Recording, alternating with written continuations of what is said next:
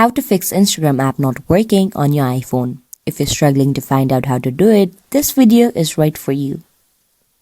First, what you have to do is go and tap on your settings.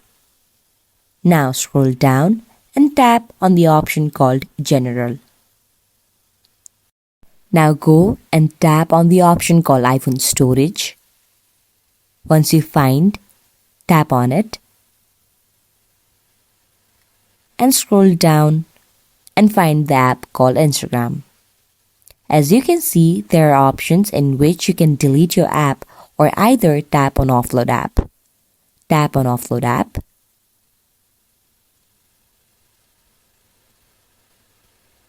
And reinstall the app again.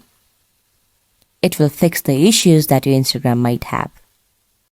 Next thing what you can do is you can go and switch off your phone and restart your phone again, which will refresh all of your apps, especially your Instagram app. In this way, you can fix Instagram app not working on your iPhone.